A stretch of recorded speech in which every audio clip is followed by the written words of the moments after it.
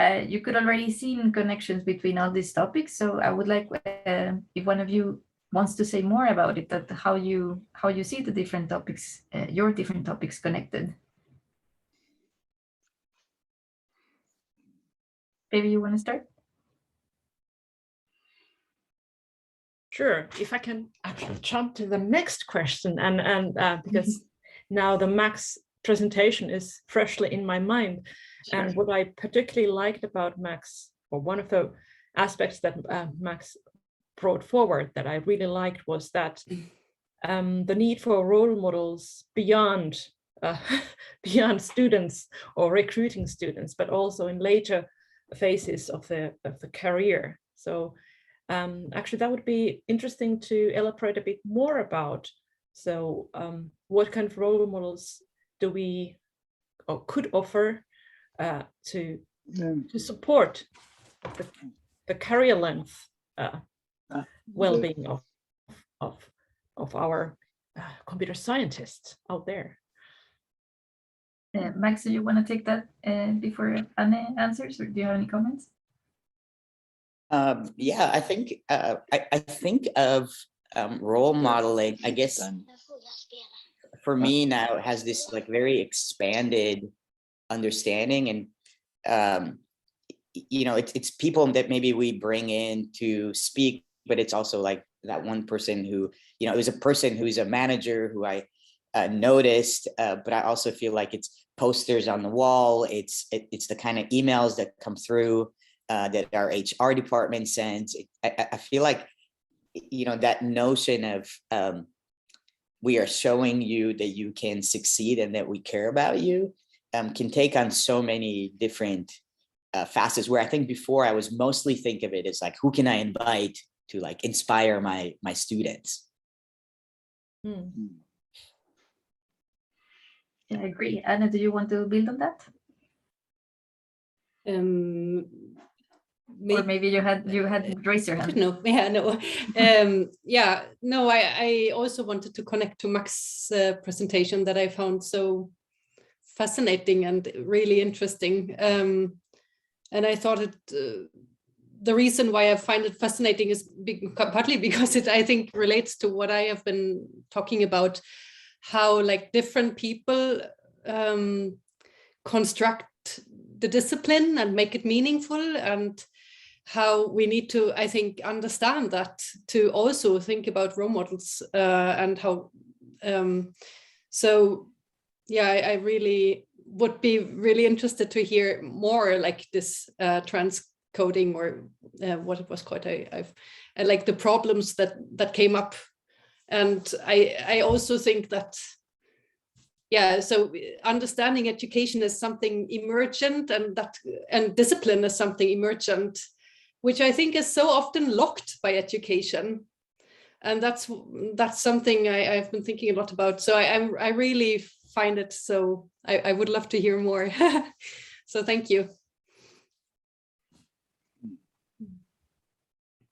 Thank you, Anne. Mats, do you want to comment? No, just or Max, sorry. Yeah, sorry. They sound so similar. So Mats, Daniels, do you want to comment? No, I think it's this is a good illustration of how complex this is and why things actually matter, that you do different things. And for instance, listen to Max sort of give inspiration that, yes, it matters. So yeah, thank you. It was great to hear. Yes, I agree, and I could. It also reminded me of Ella's presentation, where she was talking about having these posters in the classroom, and how we can approach that with a more diverse mindset, one could say. I really like that you had the examples of the different trans women that not so many might be familiar with, and I wonder if we could do that also for those of us in Europe with a European approach too. Ella, did you encounter that in your research? Because I think you had non-binary people at the very least among your participants. Yeah, we try to take an inclusive approach. I mean, we're very much the people who were self-identifying. So for the survey, we specified people who identified some of the time as women, because or female, because that was our project. Our project was about women, but whoever wanted to be within that category at the time. And we were careful. We asked people about their parents' jobs, and so we were obviously very careful about how we gendered that, and didn't try and take normative approaches to what kind of who your parents were. So yeah, we spent a lot of time trying to get that right. And of course, you can't really please everybody, and but we thought it was important. And then when you see comments come through from people who are non-binary, and you think, actually, working in tech as a trans woman, that really must be tough, you know. So that comment just always stays in my mind. Yeah, I agree. And you had, I think, one of the quotes in your study said, as a trans woman, I haven't had very positive experiences with men. And that sort of reminded me of Päivi's model, and how, you know, part of the competencies that we should have, or this was from a personal perspective, right? Like someone using this model should have, is also being able to create these welcoming environments and being aware of the different kinds of contexts that the students belong to. I think we have a question for Max from Tina. Hi, Max, are you familiar with Kevin Kumashiro's work? Yes, so anti-oppressive education is the framework that I use to kind of frame my dissertation. And actually what I use it for is to frame current interventions that focus on women and girls as sort of like, what do they make possible and what do they limit? So yeah, thank you. I'm a big fan. Great, thank you, Tina, for your question. I would just like to take the chance to say that, of course, we have in the spotlight the 6 of us, but the rest of you are very welcome to turn your cameras on or turn your mics on and ask questions for any of or all of the presenters, of course. Yes, Mats, did you want to continue? Or Mats Daniels? Sorry, I need to work a bit on my pronunciation. No, I was just, no, I feel this has been good to listen to, and I think it's, again, it's nice to get reminded that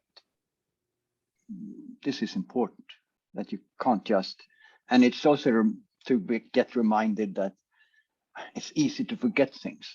Like Max, when you said, well, there is a lot of female kind of studies or studies on females, but that's just one of the aspects, right? And you might, I think, being sort of in this area, you kind of, maybe it's easy to get stuck at, well, we need to get more female or women in, but that's, why stop there? I mean, that's, it's good to get reminded, I think. Päivi, do you want to comment on that? Or continue? Well, I could continue. I think it was Max and maybe Ella also mentioned shortly about how, or reminded us not to treat specific groups as homogeneous groups. So not assume that all girls like this kind of events, or all transgender people want this kind of approach or this kind of support. But I think it was an important notion that there is a huge variety within the groups. And also that if I like, I don't know, this kind of activities this year, maybe when I'm a year or two older, I like different kind of activities. And so as well, for example, as a person who organizes some events where role models are showcased, or there's some activities to get people interested in computer science, I think it would be important to pay attention to catering many different kinds of interests and many different kind of people, and not assume that all girls like pink laptops or whatever that is that one might assume. Mm. And there's research on role modeling saying that, yeah, we talked about, I think Ella mentioned how boys don't mind as much if you have like a woman being the role model, but it's more important for women. But there's also research saying that, well, gender might not be as important as this person transmitting some kind of sense of belonging. So if you get someone who represents this geek identity that quite be not what the student looking at them identifies with, then that also doesn't work as a role model regardless of gender. So that could be another way of looking at diversity, and I think Anne's work is related to that, like different ways of being in computing and how students can relate to this. Yeah, Max Skorodinsky.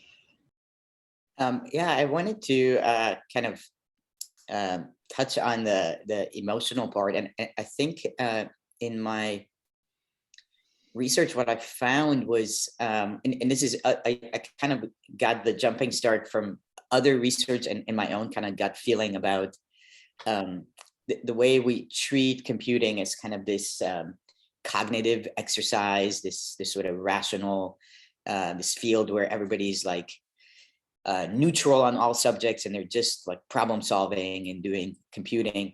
And what I found in my research is, and I'm not really certain how this ties into role modeling, but I think it's really important, is in some ways that kind of attention to computing and that kind of framing it as a cognitive exercise actually doesn't allow a lot of room for people's sort of, I mean, there's the joy of computing, there's like that sort of emotion and excitement, but there's also like people are struggling, right? Like some people are really struggling with their lives and they're also in computing. So, the students who are like, Black and trans and queer and in computing during the US kind of racial come to Jesus moment, are really struggling, but there's not a lot of room in computing. It's this field that sort of wants to be clean of it, that it also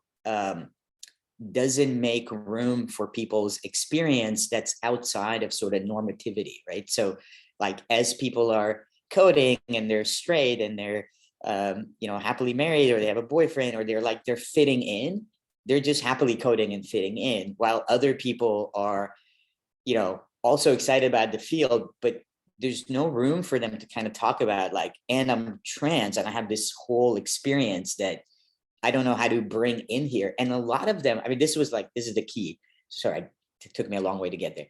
A lot of them talked about kind of like, I won't talk about being trans in the field. I'm not going to bring that up because that's not really support. Like, we don't think of computing as a field where people do that.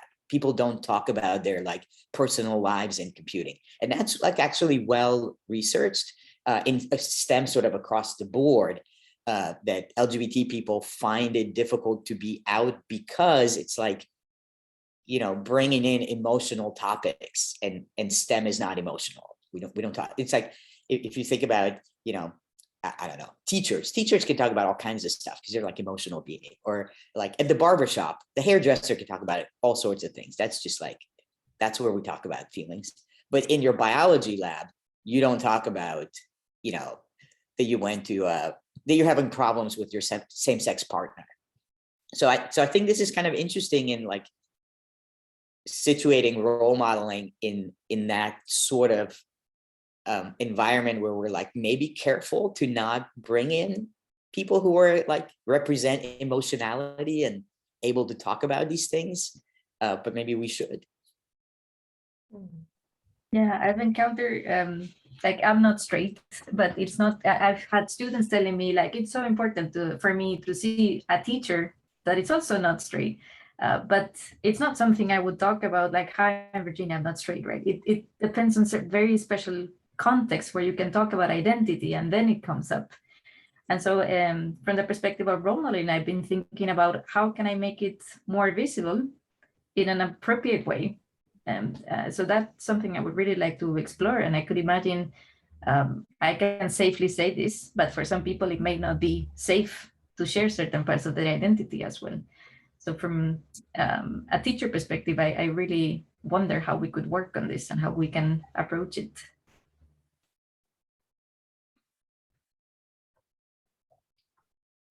Anne, oh, sorry, several hands at the same time.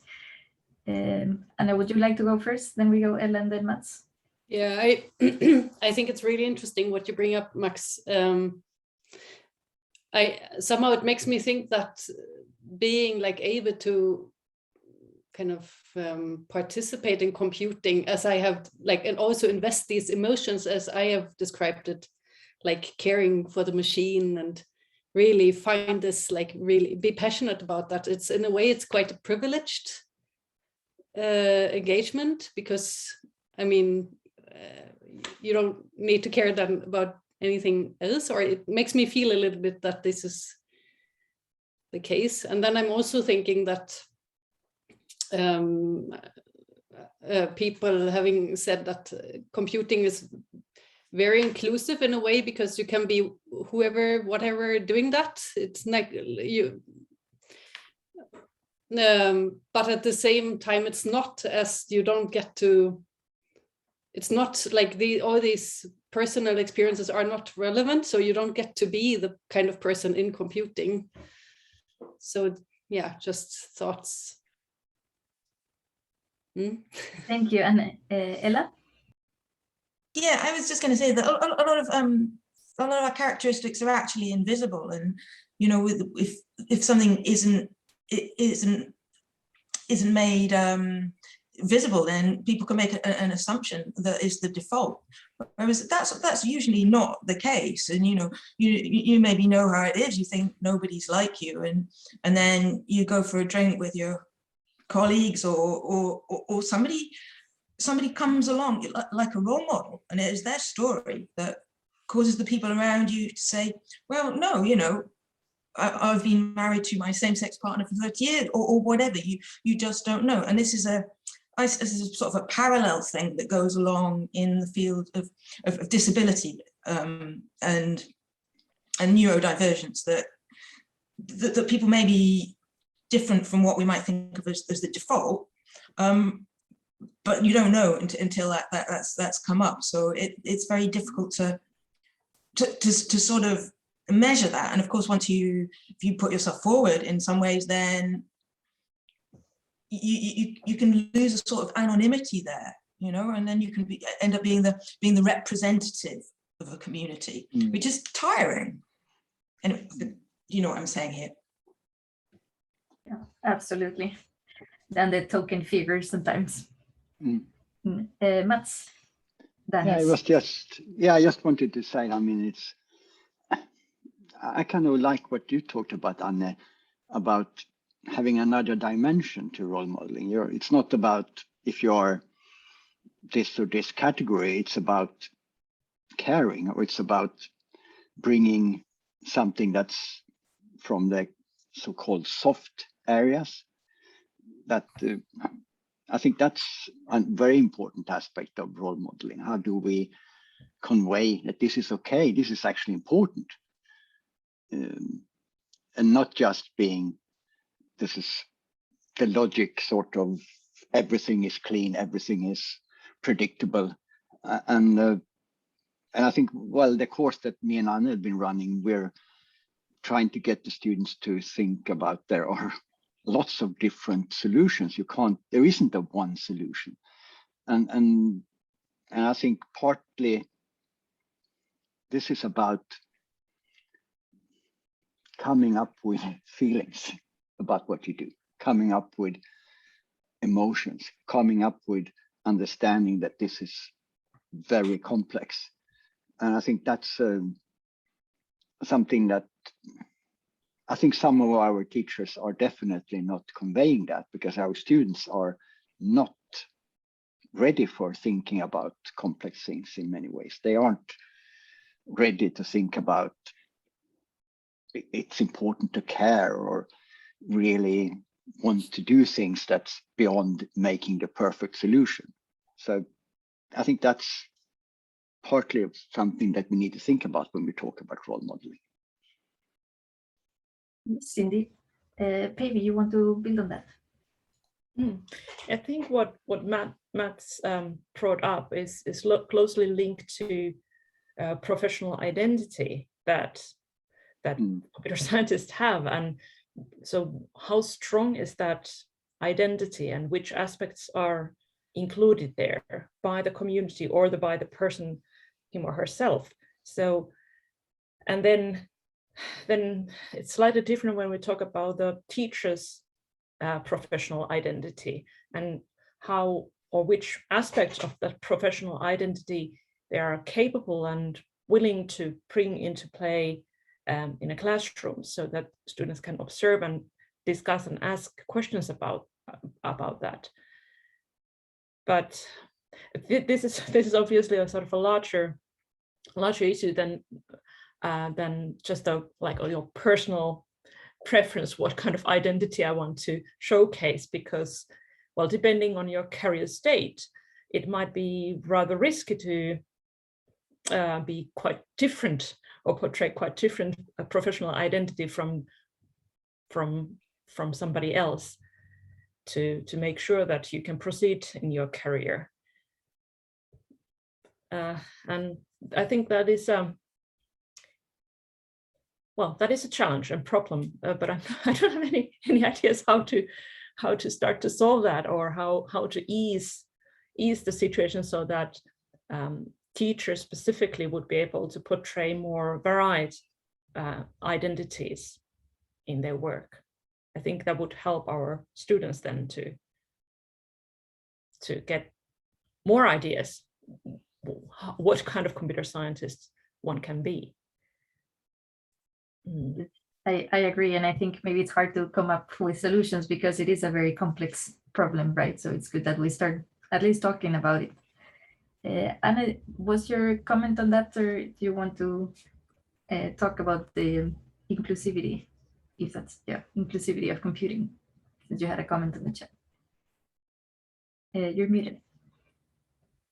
Yeah, no, what Päivi said made me think that I also think that we can think about where the students are and where we sometimes I think like talking about profession kind of puts up a barrier and distance between the educator and the students, and it's also kind of, as you said, Päivi, very hard to kind of talk about it. It may also look very different in the future, but I think like also the students already today are like have different relationships and different ways of perceiving it meaningful, different communities that they are part of, and the teachers have that. And so then maybe while thinking about professional communities, I think it's also important to think about just like disciplinary communities, or like disciplinary meanings here and today for the students, to bridge the gap between like between educators and teachers, and maybe, and to kind of especially maybe thinking of role models as something that has to be copied by the students, or I think. Virginia, what do you think? I think we could have that discussion on whether role modeling is about exactly becoming that person, or sort of getting inspired to adapt to that example that you're seeing, addressing the last part you said. Max, you're nodding. Do you want to react to that? No, I took up a lot of space, so you all got it. Yes, we have about 2 minutes left. So I don't know if we have any questions from the audience that you want to say in the chat, or maybe we could do a final round if any of you wants to share some final thoughts. maybe what you took out of today's session.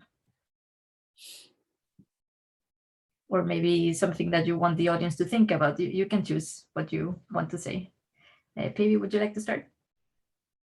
Well, the first thing that comes to my mind when I think about the sort of summary of this afternoon is that, oh boy, we are just taking the very first step and not even there yet. So there is quite a lot to discuss about the values and sort of presentations and, you know, the ways of being a role model or not being a role model. And well, to tell the truth, my thoughts are all over the place. So it's a bit hard to condense them in one clear sentence, but maybe tomorrow we will be wiser when we hear about your work. Thank you, Päivi. In my screen order, that would be Anne next. Yeah, I'm also all over the place, and my takeaway maybe is that this is a really interesting topic. And that's not a takeaway, not a new takeaway, but I think this feeling and this thought has become a bit more concrete and filled today with various aspects of how this is interesting and can connect it to different questions. Thank you, Anne. Max Skorodinsky. I'll finish with kind of my own approach to computing, and this fits in nicely into it. So I think of computing as a philosophy. And so in that, for me, like all the things we do here are just kind of like philosophical inquiries at large. And so while we do something that seems to have like concrete, like maybe it benefits students and they have really awesome careers and, you know, make a lot of money and feel satisfied. At the same time, I feel like it's something that allows us to kind of, it's like a vehicle for thinking about, you know, this idea of what does it mean to commit to a field that has this sort of cognitive insistence, but lives and breathes in this like much richer, sort of more alive, more nuanced world. And so that even though I feel really like, oh, I have lots of things going on and feel a little overwhelmed, I also feel like a lot of excitement for like the fruits in it are really great. Thank you, Max. Ella. Yeah, I wanted to mention just we've been doing some research about what people outside computing think about computing. We asked psychology students why they hadn't studied computing. That was not my idea, absolutely not my idea. And they said things like that we were cold and quiet and basically accusing us of being introverts. And obviously, and my boss, who's an extrovert, was adamant that this was just not the way. And whereas I was quite on the other side thinking, well, what's wrong with being an introvert? We do all the work. So I just thought I'd throw that in there. Thank you, Ella. Mats Daniels. Yeah, well, I think for me, it was interesting to think about my work in context and competency and really think about how is role modeling connected to that. And I think of course I've been thinking about it, but today doing this, hearing you all makes it even more important to do, I think, for me. I think this is quite valuable, and there are definitely, I think role modeling can help us break down some barriers that shouldn't be there when we talk about our education. Thank you, Mats, and thank you all for being here and sharing your thoughts. This has been really interesting, and I'm very happy that we have the recording so that we can share with more people too. I will be happy to see those of you who can at the seminar tomorrow morning. And once again, thank you for being here and have a fantastic rest of the day. Yeah, thank you, Edina. Thank you all. Thanks for having me. Thank you. Bye-bye. Bye.